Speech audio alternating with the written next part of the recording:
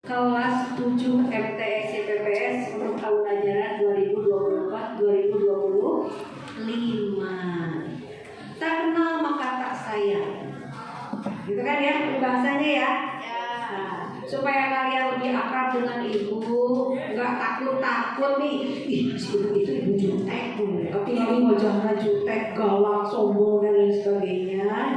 Padahal enggak, insya Allah enggak. Perkenalkan, saya Sri Lina. Sering dipanggil dengan nama Ibu Lina.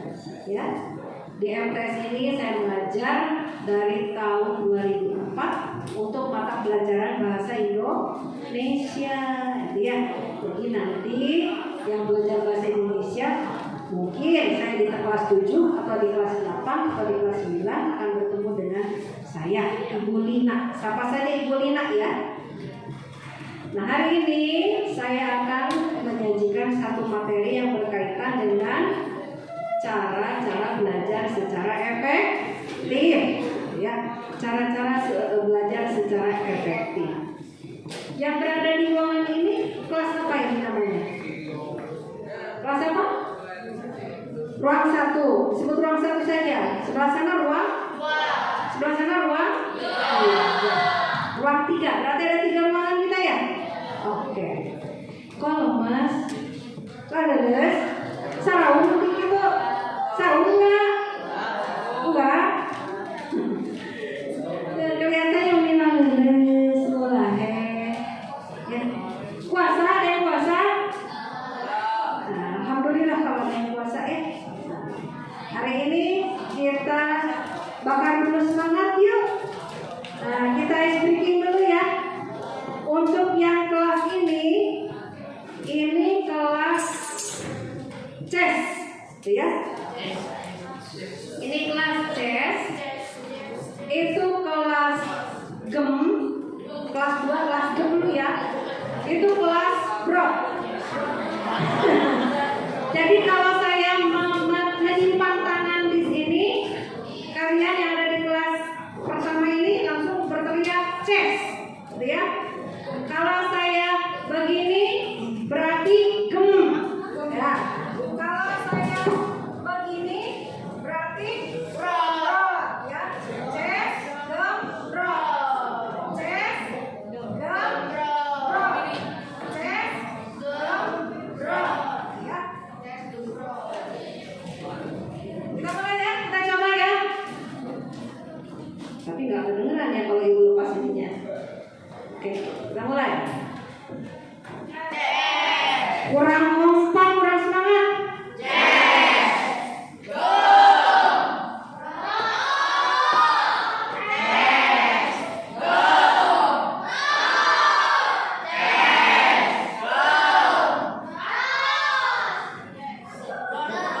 Yang ujung bro, ya.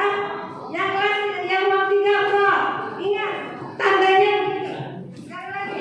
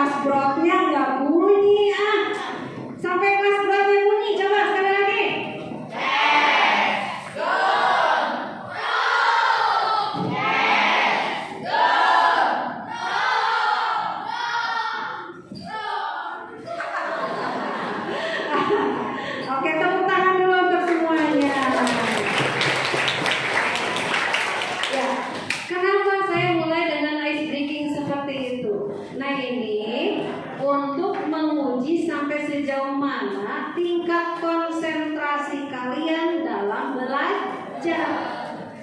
Kalau kalian bisa mengikuti instruksi dengan baik, ces, gem, ces, gem, berarti kalian konsen.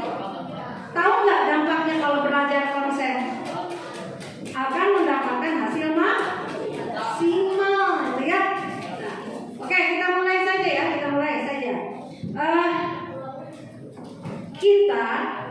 Kalian tentunya mempunyai satu tujuan utama datang ke MTS YPPS ini, yaitu ingin menjadi orang yang sukses.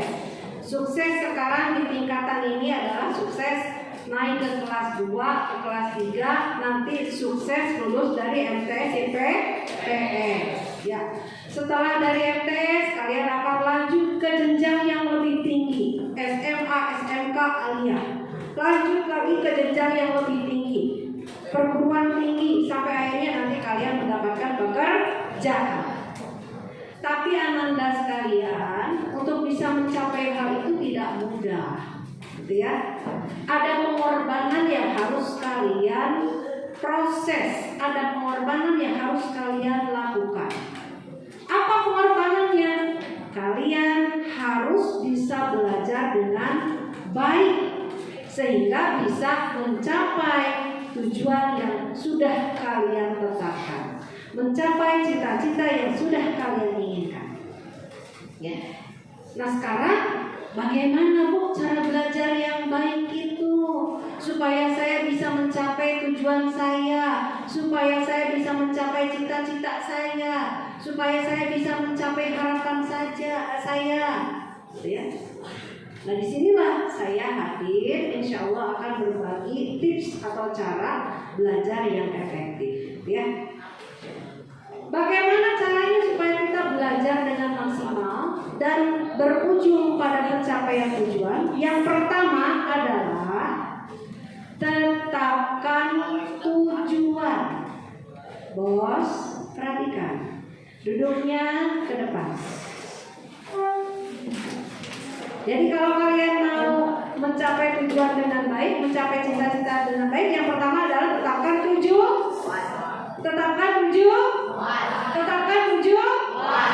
Oke, tetapkan dulu tujuan. Ya, karena tujuan itu akan menjadi motivasi bagi kalian. Misalnya, kamu nanti mau jadi apa? Tujuan kamu sekolah itu mau apa? Cita-citanya mau jadi apa? Jadi pemadam kebakaran. Lo main bola. Apa lagi? Tujuannya sekolah mau apa? Masa nggak punya tujuan? Mau jadi apa? Hah? Mau jadi ustazah? Alhamdulillah. Mau jadi apa? Jadi perawan. Mau jadi apa? Hah? Dokter. Alhamdulillah. Mau jadi apa? Dokter juga. Mau jadi apa? Dokter juga. Alhamdulillah banyak yang mau jadi dokter. Boleh apapun jadi tujuan profesi kalian, ya. Apapun itu selama halal. Dengan tujuan itu, dengan cita-cita dan harapan itu, maka kalian akan termotivasi. Gak mungkin jadi pemadam kebakaran kalau nggak belajar, punya ijazah SMMTS, punya ijazah SMA, SMK, perguruan tinggi, gitu ya. Gak mungkin. Gak mungkin jadi ustazah kalau kita tidak punya pengetahuan tentang keagamaan. Makanya di sini kita akan berlomba. Jadi yang pertama, kalau kita mau mencapai tujuan dengan baik, cara belajarnya yang pertama adalah tetapkan tujuan. Harus punya tujuan, harus punya cita-cita, harus punya harapan, gitu ya. Makanya ada sebuah peribahasa mengatakan gantungkanlah cita-citamu setinggi langit supaya kita punya tujuan tadi. Nah, Bu, saya sekarang sudah punya tujuan, sudah punya cita-cita, sudah punya harapan. Apalagi nih yang harus dilakukan supaya bisa belajar dengan baik itu, dengan efektif itu. Yang kedua adalah tempuh proses pembelajaran dengan memegang duit. Oke. Tadi yang pertama apa? Tujuan, punya tujuan, cita-cita, harapan. Yang kedua adalah pegang duit. Nah, duit di sini dalam tanda petik ya, singkatan dari berdoa, usaha, ikhtiar, dan tawakal. Jadi duitnya bukan asumsi ini saja, uang, tapi duit di sini adalah doa. Setelah punya tujuan, hal berikutnya harus kalian lakukan adalah perbanyak doa dulu pada Allah Subhanahu wa Ta'ala. Minta pada Allah untuk memudahkan kalian dalam belajar mencapai cita-cita. Minta pada Allah untuk memuluskan usaha kalian dalam mencapai cita-cita. Sebaik-baiknya penentu keputusan adalah Allah Subhanahu wa Ta'ala. Kalian mau jadi dokter, mau jadi ustazah, mau jadi pemadam kebakaran, polwan, jadi guru dan lain sebagainya. Kalau Allah tidak meridhoi, kira-kira jadi nggak? Nggak jadi, gitu ya. Makanya perbanyak berdoa. Doanya dilisankan, kemudian ikuti dengan perbuatan ibadah lainnya, perbanyak sholat, gitu ya, sahur, ibadah-ibadah yang mendekatkan dirilah pada Allah Subhanahu wa Ta'ala. Minta pada Allah kemudahan, kelancaran, dan kesuksesan, kebahagiaan kita dunia akhirat. Orang yang tidak mau berdoa adalah orang-orang yang sombong, merasa dirinya saya mampu, gak usah berdoa, sombong itu. Orang yang takabur gitu ya. Makanya kita harus mau berdoa nih kalau tujuan kita ingin tercapai, cita-cita kita ingin tercapai. Setelah D ada apa tadi? Ya, berarti sekarang berusaha. Mulai usaha kalian dengan belajar sebaik mungkin. Bagaimana cara belajarnya? Yang pertama adalah dengan konsentrasi, simak pembelajaran yang disampaikan. Ketika di dalam kelas ada guru yang sedang membawa kalian untuk belajar, jangan leha-leha, lalu-lahek gitu ya. Tidak bersemangat, ngagaloler. Kadeta, ngagaloler bisi ngacai. Duduk dengan tegak. Jangan dekatkan dagu kalian kepada meja, karena itu akan mengundang setan untuk menaburkan benih-benih kantuk ya. Yuk bangun. Toel.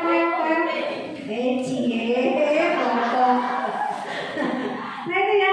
Jadi konsentrasi ketika mengikuti pembelajaran. Simak baik-baik ya. Simak baik-baik.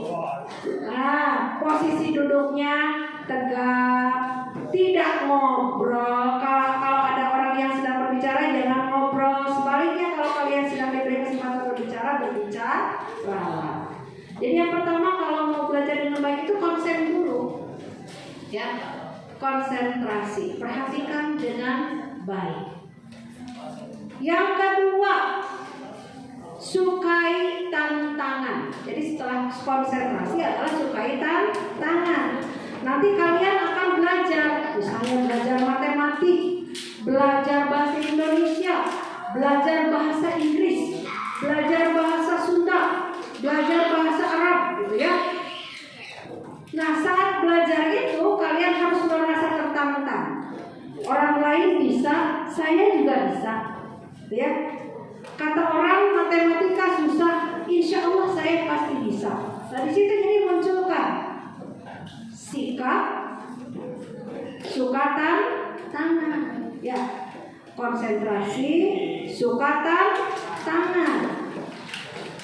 Kemudian setelah itu tumbuhkan kemauan untuk terus mencoba, gitu ya. Kalau guru memberikan latihan maka ulang lagi, terus diulang-ulang sampai nanti akhirnya kalian bisa, gitu ya.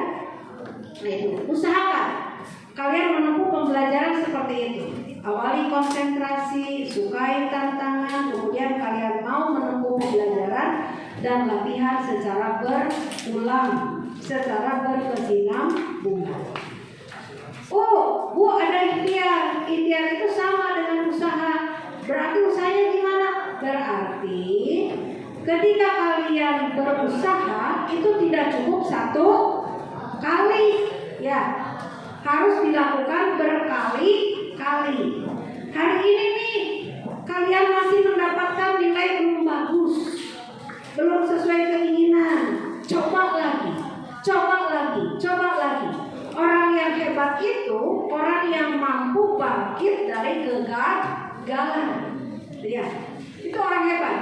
Orang hebat adalah orang yang mampu bangkit dari kegagalan. Makanya saya sebut dalam modal tadi mencapai tujuan adalah usaha ada ikhtiar, ada usaha ada ikhtiar. Berarti kita harus berusaha berkali-kali, mau terus mencoba, ya, mencoba lagi, berusaha lagi. Mungkin nanti kalian akan ulangannya belum mencapai KKM, terus remedial, terus diulang lagi, terus ulang lagi, gitu ya.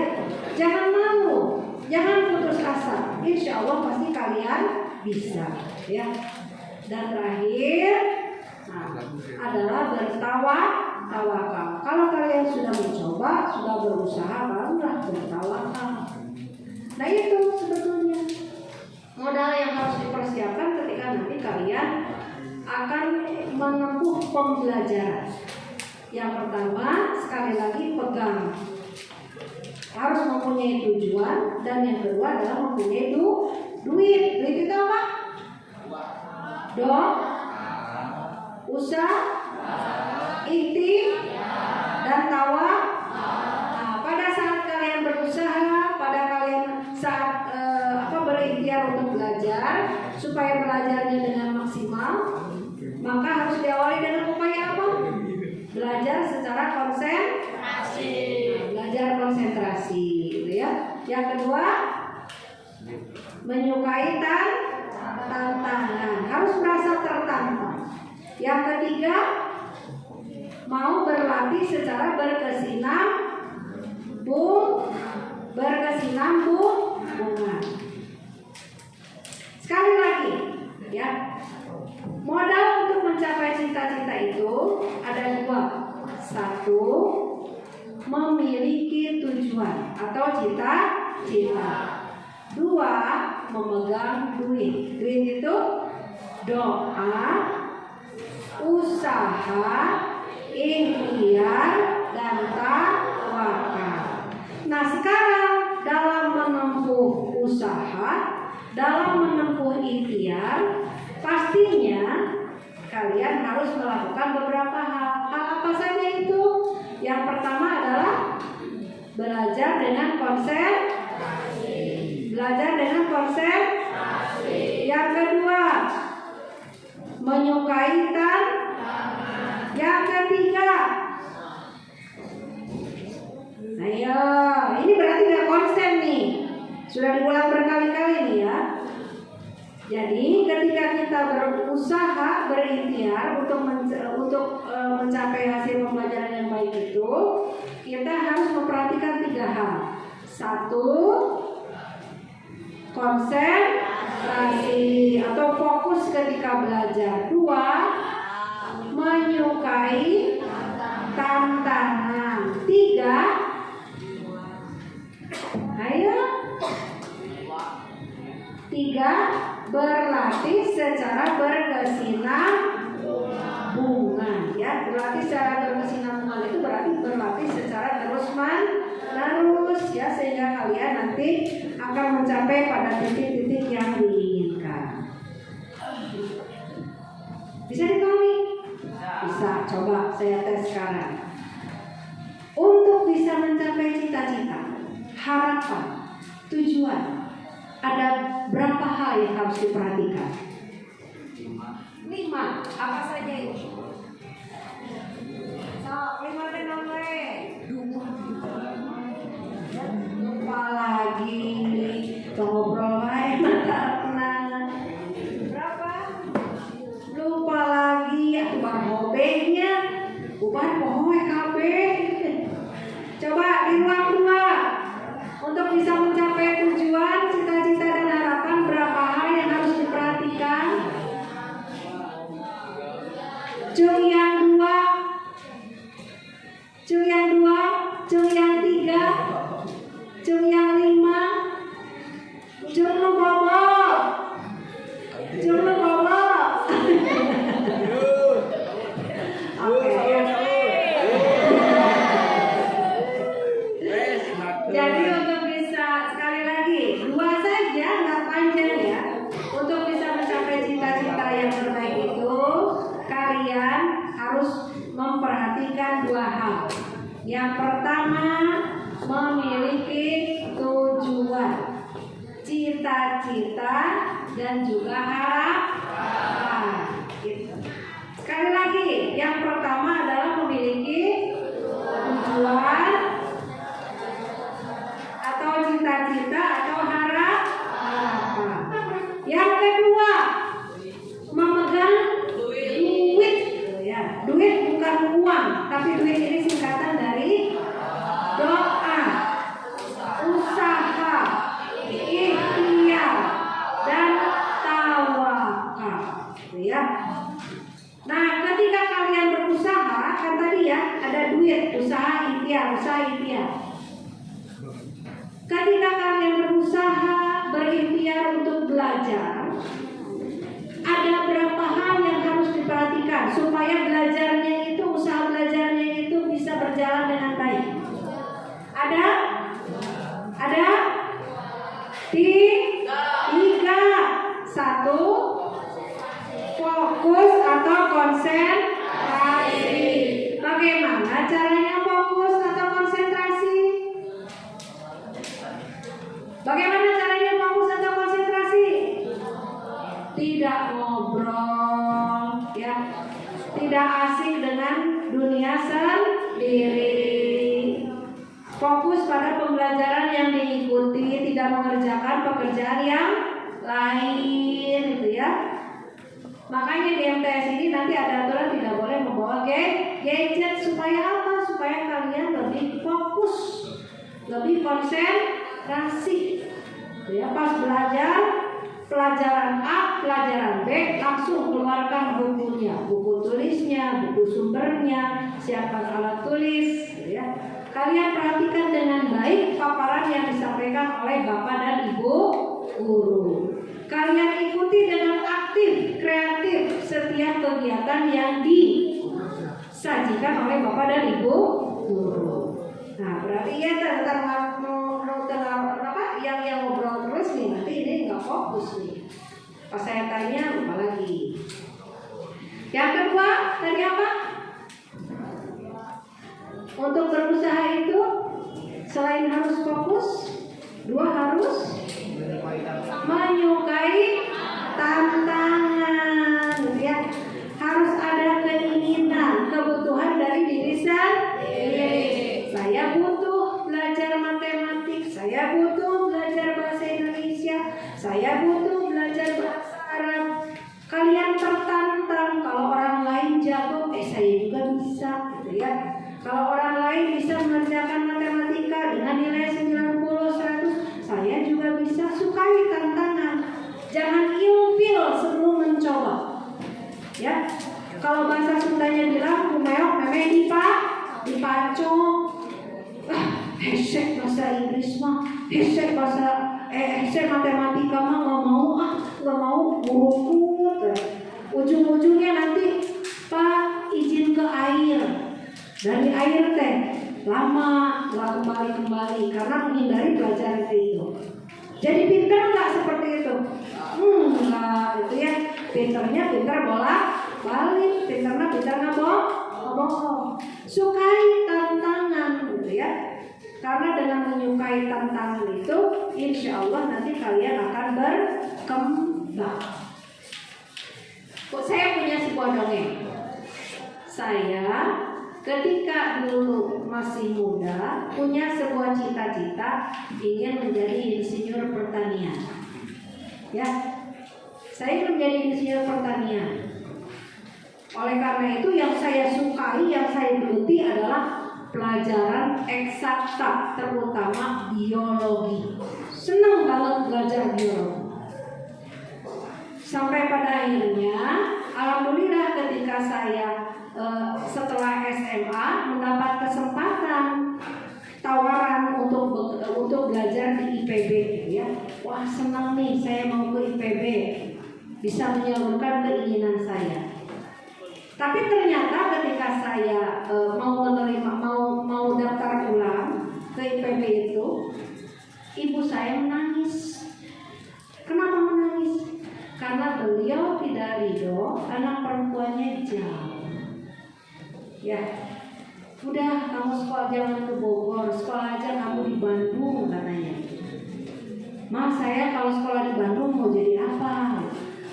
Terus ibu saya bilang, mama ingin melihat kamu jadi guru. Jadi guru, kata saya tuh, nggak mau guru mah gajinya kecil, ya. Katanya. Kata ibu saya itu, kamu punya potensi kok jadi guru. Ya. Saya waktu itu tidak langsung menerima. Kemudian saya tanya, memangnya saya cocok jadi guru apa, Ma? Terus ibu saya bilang, Bapak bilang, kamu cocok jadi guru bahasa Indonesia. Loh, kenapa, Ma? Jadi guru bahasa Indonesia mahal. Gitu ya.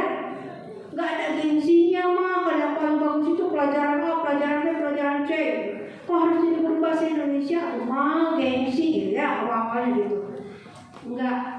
Mama menjuruskan kamu masuk ke jurusan bahasa Indonesia pertama karena melihat nilai kamu selagi dari sekolah dasar. Kalau dulu kan masih ada ujian nasional, ya. Ujian nasional di SD, SMP sampai dengan SMA itu selalu nilai tertinggi adalah nilai bahasa Indonesia. Tertinggi selalu. Mohon maaf, mudah-mudahan tidak jadi sama, selalu ada di angka 9 gitu ya.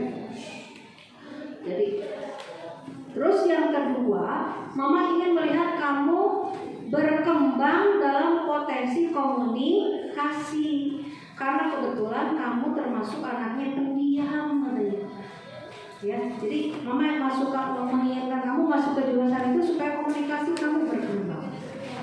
Awalnya saya menolak loh, nggak mau, karena image saya, pikiran saya adalah pelajarannya enteng gitu ya, tidak menantang, terame, gengsi. Kalau nanti orang tanya di mana kuliah, bisa bahasa Indonesia, nggak ada kebanggaan gitu ya. Tapi karena saya nggak mau melihat ibu saya menangis, ibu saya bersedih, pada akhirnya saya ambil kuliah di jurusan bahasa Indonesia. Karena yang menjuruskan ibu saya itu kan. Awalnya saya menganggap sepele loh pelajaran bahasa Indonesia itu. Kuliah di jurusan bahasa Indonesia, cetek, paling jika SMA ya. Ternyata selama 1 semester saya kuliah, nilainya jeblok. Nilainya jelek. Nah, dari situlah kemudian saya merasa termotivasi. Karena saya melihat ibu saya sedih, saya tidak mau mengecewakan beliau. Akhirnya saya tertantang untuk menggeluti jurusan bahasa Indonesia. Tertantang ibu.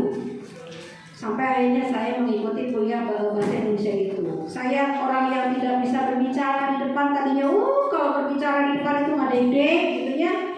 Ngadeng-deng. Sama seperti kalian kalau sekarang saya minta, "Neng, ayo ke depan." Langsung kan mules gitu ya. Mules, meringkak bulu-bulu gitu. Ya, berkeringat. Nah, saya tertantang di situ untuk bisa berkomunikasi di hadapan audiens. Nah, ini saya kuliah, selesai kuliah, dan jadilah sekarang saya guru bahasa Indonesia. Dari tantangan itu, saya bisa menyelesaikan tantangan sehingga bisa mencapai tujuan, mencapai cita-cita, menjadi seorang guru. Berarti kalian juga sama seperti itu ya. Ketika proses belajar ditempuh nanti, kalau sudah belajar, sukai tantangan. Semua mata pelajaran adalah baik, ya. Belajar A, tanamkan dalam benak kalian, saya pasti bisa. Tadi kalau orang lain bisa, saya juga bisa. Kalau orang lain mampu, saya juga pasti mampu. Ya. Yang ketiga, tadi setelah menyukai tantangan adalah latihan secara berkesinambungan. Latihan secara berkesinambungan berarti kalian harus terus banyak berlatih, gitu ya. Membaca, berlatih lagi. Jangan ngeluh kalau oleh Bapak Ibu guru nanti diberikan tugas, ya. Karena sebetulnya tugas yang diberikan itu bukan untuk membebani kalian, sama sekali tidak untuk membebani kalian. Tapi tugas yang diberikan oleh Bapak dan Ibu guru itu adalah satu bentuk paksaan dan pembiasaan. Karena tadi pada proses belajar banyak diantaranya pasti yang akan menyepelekan, ya. Pada saat proses belajar nanti pasti banyak anak yang berbaiklah, ya, tidak memproses proses pembelajaran dengan baik. Pada akhirnya diberikan tugas tadi untuk memastikan si anak itu bisa mempelajari hal-hal tertentu dengan baik. Diberi tugas, baik individu maupun kelompok. Tos tugas kasih ada tugas. Beri lagi ulangan, misalnya ya. Lakukan itu dengan ikhlas, berulang-ulang, berkesinambungan, dengan penuh kesungguhan. Maka insya Allah nanti kalian akan bisa mencapai hasil belajar yang baik. Tidak akan ada kata ketika ditanya, tadi belajar bahasa Indonesia itu belajar naon? Tidak akan ada jawaban begini. Teuing atunya teu nyaho. Da abdi mah tadi teu merhatikeun. Atau pas ulangan nanti kalian tidak akan bingung lagi. Guru menyajikan tiga soal padahal 3 soal. Pas ditinggali, walah jadi ranyai ieu ya poe. Ya. Kalau kalian berlatih dengan bagus, berlatih dengan baik, maka kalian akan bisa mengerjakan apa yang diberikan dengan sebaik mungkin. Jangan mengeluh ketika guru memberikan latihan, ya. Bahkan kalau kalian mau, kalian harus mandiri, latihan lagi di rumah. Banyak sekarang lah media-medianya, ya. Ngobrol dengan teman, diskusi dengan teman, belum paham tanya lagi ke guru. Jangan ragu, ya. Kalian harus aktif, kreatif untuk mempelajari materi tersebut dengan sebaik mungkin. Ya. Jadi apa kuncinya belajar dengan baik itu? Yang pertama, sekali lagi, fokus. 2, menyukai tantangan. 3,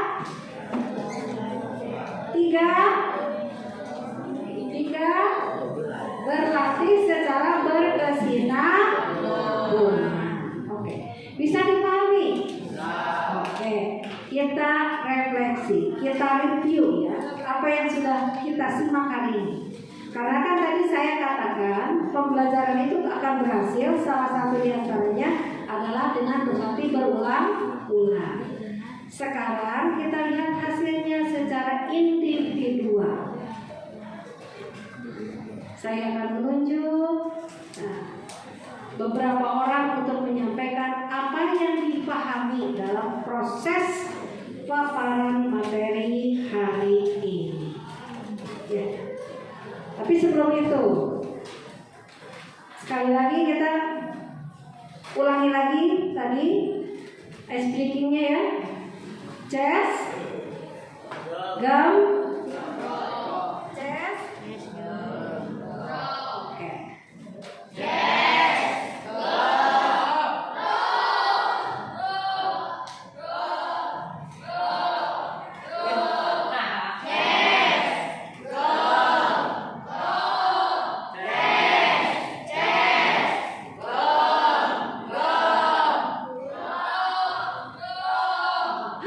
Bagian kita mulai dari kelas ini. Yang mana ya? Cuk, caci, cuk, kembang kuncup. Yang mana yang harus dicuk? Mana ya?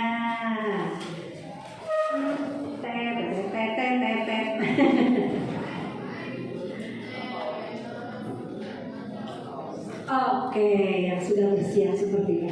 Nah, apa? Tenang, ibu mah pengen tahu. Oh, asli ini terbohi? Enggak terbohi? Ya nggak apa-apa kan, sama-sama mendengarkan ya. Ibu hanya ingin tahu dari sekian menit kita berbicara memaparkan materi, kira-kira apa nih yang sudah kamu pahami, gitu ya. Sebutkan nama dari kelas, teteh dicatat ya. Ini yang aktif ya. Kira-kira siapa nih? Nama dulu. Nama saya Farhan. Asal saya? Asal sekolah dari? SD 209 Kamani. Oke. Apa yang kamu pahami? Apa saja terkait dengan materi yang sudah dipaparkan tadi? Belajar efektif. Apa? Bagaimana cara belajar efektif itu? Silakan dengan bahasa kamu aja, nggak perlu sama. Konsentrasi. Belajar efektif itu pertama harus Konsentrasi. terus Mencoba berulang kali. mencoba berulang. Oke, sip. Ada apa lagi yang ingin di? Udah. Oke, berikan aplaus untuk Farhan. Bagus ya, Farhan dari SD. Dari Antapani ya, ini berhasil. Berarti proses menyimaknya bagus nih. Teh, pilih dari ruang kedua, menyampaikan hal yang sama. Sampai berikan ininya teh. Mangga teteh itu cacing cuk kembang pucuk kemana? Yang mau dulu katanya mangga. Oh berarti yang nggak mau jangan, saya nggak suka tantangan. Asik alhamdulillah. Ya Neng, sebutkan nama dari SD mana nih? Dari SD 5 Oke. saya memahami